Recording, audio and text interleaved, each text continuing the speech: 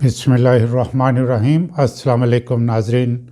मेरी ये video analytical है। इस वक्त जो दुनिया में हो रहा है, इम्पॉर्टेंट बातें मैं आपके सामने रखने जा रहा हूँ। अमेरिका में वज़ीर आज़म पाकिस्तान जनाब शहबाज शरीफ साहब की ट्रंप से मुलाकात भी हुई है, उसके बारे में भी बात करते हैं। मैंने पिछली निफ्स सदी में देखा, अमेरिका का सदर जब भी कोई बयान देता है, सारी दुनिया उसे बहुत संजीदगी से लेती है। वजह ज़ाहिर है, अमेरिका दुनिया का सबसे ज़्यादा ताकतवर मुल्क है। ख़ास तौर पर दिसंबर 1991 में रूस यानी सोवियत यूनियन के डिसइंटीग्रेट होने के बाद, यानी बहुत सी रियासतों में तकसीम होने के बाद, दुनिया में ताकत का तवाज़न कायम नहीं रहा और अमेरिका वाहिद ताकत बल्कि सुपर पावर बन गया। इस सूरत हाल से अमेरिका ने पूरा फ़ायदा उठाया और दुनिया में गैर एलानिया हुकूमत करना शुरू कर दी। दुनिया के मुख्तलिफ ममालिक में अपनी पसंद की हुकूमतें बनवाना, जो अमेरिका की हुक्म अदूली करे उसको ख़त्म करवाना, मुल्कों के अंदर अपने हामियों के ज़रिए इंतशार फैलाना, मुल्कों को आपस में लड़ाना, उनको असला बेचना, फिर उनको रीबिल्ड करने के लिए अमरीकी कंपनियों को ठेके दिलवा कर अपना मटीरियल बेचना, ये उसका शियार बन गया। इसराइल को वो इतना ताकतवर बना चुका है कि इसराइल किसी मुल्क की बात सुनता है, न किसी आलमी इदारे की। अक़वाम मुत्तहिदा की जनरल असम्बली हो या सलामती कौंसल, वहाँ इसराइल को हर वक्त हर मसला पे अमेरिका की हमायत हासिल है। अमेरिका की वीटो पावर इसराइल के हाथ में है। इस वक्त जो मिसाइल सबसे ज़्यादा अहमियत इख्तियार किए हुए हैं, उनमें गज़ा को राख का ढेर बनाने के बाद बचे खुचे फ़लस्तीनियों को मौत के घाट उतारना। दूसरा, अब्राहम एकॉर्ड के ज़रिए मुसलमान ममालिक पर दबाव डालकर उनसे इसराइल को तस्लीम करवाना। तीसरा, इसराइल के जारहाना और ज़ालिमाना रवैये ने जो कुछ हाल और माजी करीब में किया है, जिनमें ईरान पर हमला, कतर पर हमला भी शामिल है, उसका नतीजा ये निकला कि सऊदी अरब ने पाकिस्तान के साथ दफ़ाई मुआहदा कर लिया है। इस पर अमेरिका की तरफ से हस्बे तवक्को मुझे पहले से यकीन था कि कोई स्ट्रॉन्ग रिएक्शन फ़िलहाल नहीं आएगा। उसकी वजह बग़ैर किसी शक व शुबह के ये अया है कि अमेरिका को सऊदी अरब की मशरिक़ वस्ता में और पाकिस्तान के इस खित्ता में इस वक्त अशद ज़रूरत है। इस वक्त बहुत इम्पॉर्टेंट है। चौथा और आखिरी नुक्ता, अमेरिका चीन को हर शोबा में तरक्की करने से रोकना चाहता है। अमेरिका को पाकिस्तान की अहमियत और ज़रूरत इसलिए भी नज़र आ रही है कि भारत को वो रुबा सदी से इस खित्ता की ताकत बनाकर चीन के ख़िलाफ़ खड़ा करना चाहता था। लेकिन भारत आबादी बढ़ाकर दुनिया का सबसे बड़ा मुल्क तो बन गया, लेकिन बाकी तकरीबन हर शोबा में उसने मायूस कुन कारकर्दगी दिखाई है, जो कि अमेरिका के लिए कतई काबिल कबूल नहीं।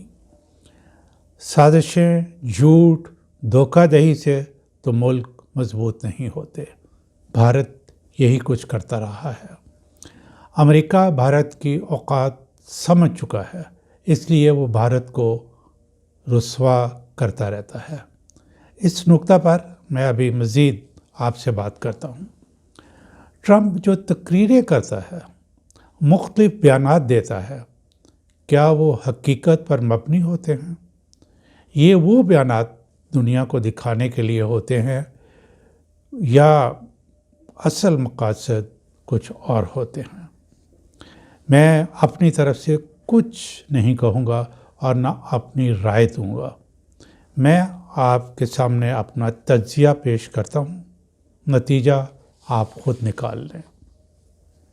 اقوام متحدہ کی جنرل اسمبلی میں خطاب کرتے ہوئے ٹرمپ طنز سے تیر بساتا رہا۔ اس نے کہا، جنگیں میں رکواتا ہوں، جنرل اسمبلی کبھی کوئی جنگ نہیں رکوا سکی اور وقت ضائع کرتی ہے۔ بڑی سنجیدگی سے غور کیا جائے اور سوچا جائے جنگیں کون کرواتا ہے۔ یہ ذرا اخباری خبروں پہ اور پروپیگنڈے پہ نہیں جانا پڑے گا، آپ کو حقائق کو دیکھنا ہوگا۔ اسرائیل نے غزہ کو تباہ و برباد کر دیا، کوئی ہسپتال چھوڑا نہ سڑک۔ عورتیں، بچے جو جان بچا کر مصر کی سرحد کے قریب پناہ لیے ہوئے ہیں، اسرائیل ان پر بم برسا رہا ہے۔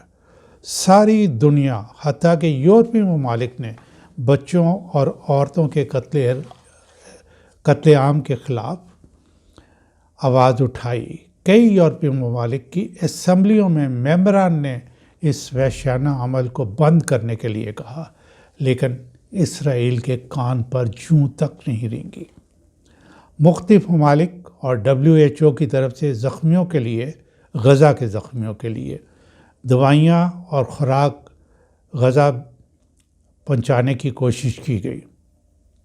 کچھ ممالک نے، لیکن اسرائیل نے اس کو وہاں نہیں پہنچنے دیا۔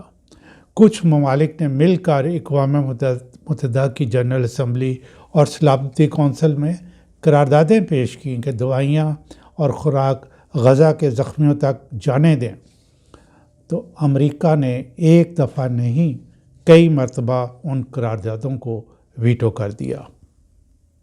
یہ جنگ رکوانا ہے؟ ناظرین، آپ خود غور کریں، ٹرمپ جنگ رکوا رہا ہے یا جنگ کروا رہا ہے؟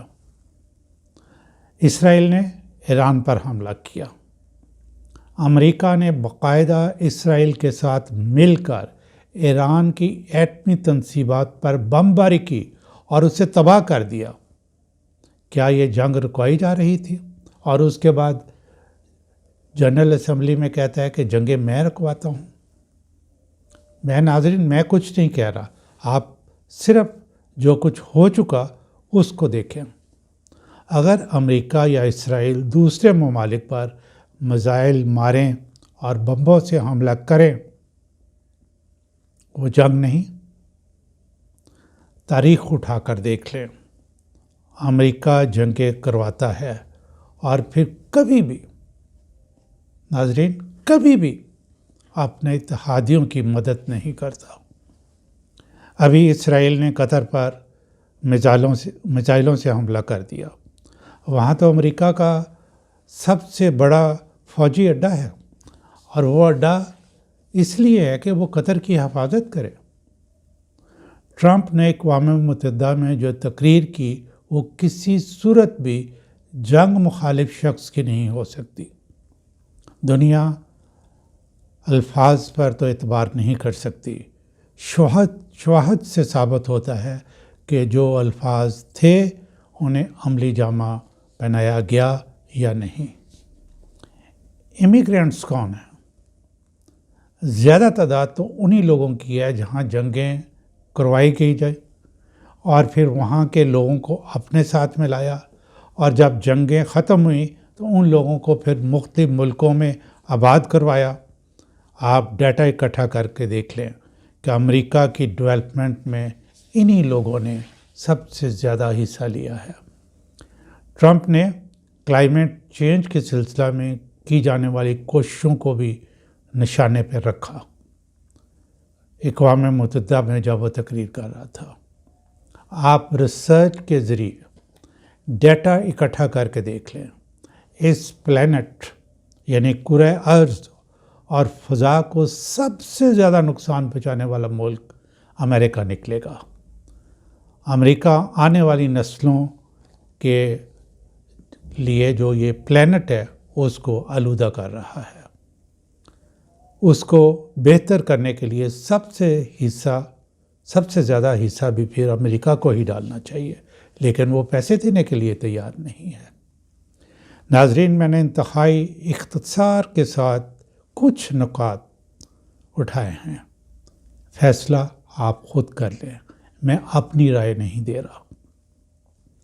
سعودی عرب نے صحیح وقت پر پاکستان کی طرف لوٹنے کا فیصلہ کیا، باقی اسلامی ممالک کو بھی پاکستان کی طرف لوٹ آنا چاہیے۔ ناظرین، چین حقیقتاً امن کا داعی ہے۔ وہ پاکستان کو پچھلے 40 سال سے یہ مشورہ دے رہا ہے کہ آپ جنگوں کو چھوڑ کے اپنی اکانومی کو بہتر کریں۔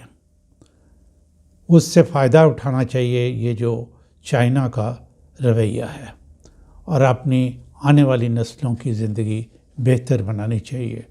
اپنے اکنامک حالات اچھے کرنے ہیں تو چائنا کے جو مشورے ہیں ان پہ عمل کرنا چاہیے۔ ناظرین، 25 اور 26 سپتمبر کی درمیانی شب ہمارے وزیر اعظم جناب شہباز شریف نے ٹرمپ سے ملاقات کی۔ اس کا کوئی اعلامیہ فی الحال جاری نہیں کیا گیا، نہ پریس کے سامنے آ کر دونوں رہنماؤں نے کوئی تقریر کی اور نہ سوالات لیے۔